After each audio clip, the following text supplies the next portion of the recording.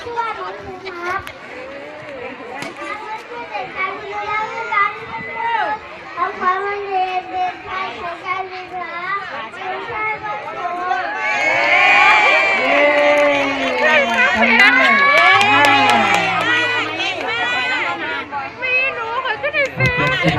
เข้ามาเลยลูกเข้ามาแล้วนี้มาข้างหลังเดินมาข้างหลังลูกครับทีนี้เตรียมหัวเข่านั่งลงค่ะคุกเข่าคุกเข่าคุกเข่าคุณที่คุณเป็นอยู่ข้างหลังเก่งนั่งลงลูกนั่งลง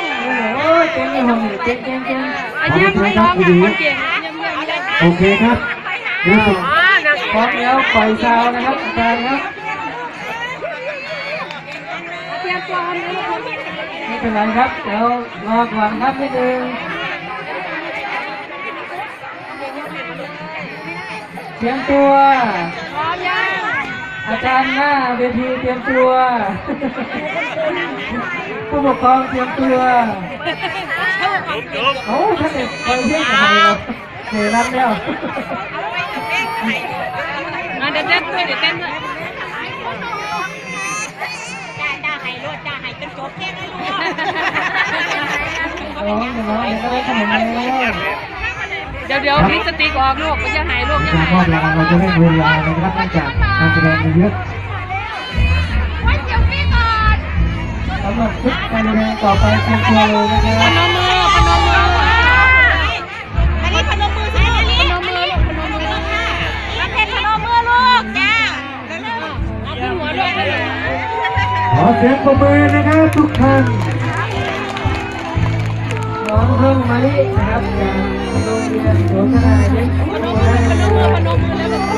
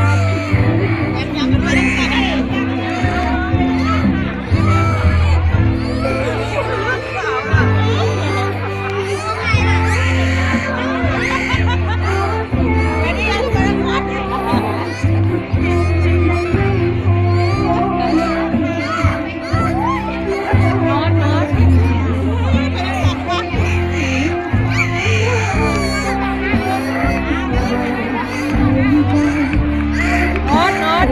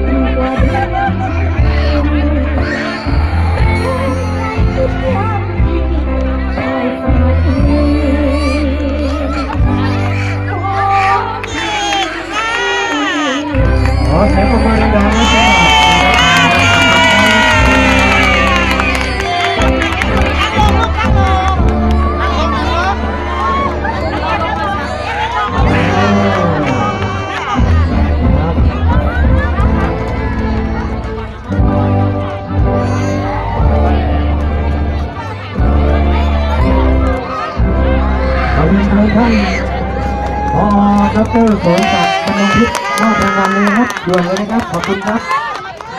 น้องๆตัวเล็กฝั่งนี้นะครับขยับไปด้านนี้ลูกมอบรางวัลเชิญครับ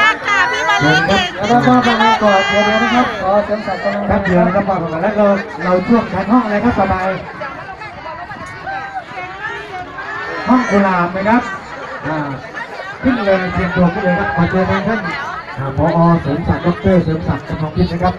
ผอ.กองการศึกษามอบรางวัลนะครับถุงขนมนะครับใบใหญ่งานนู้นเลยนะครับคุณครูหมี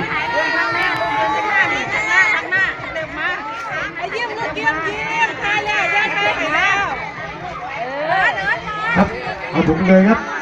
มามอบเลย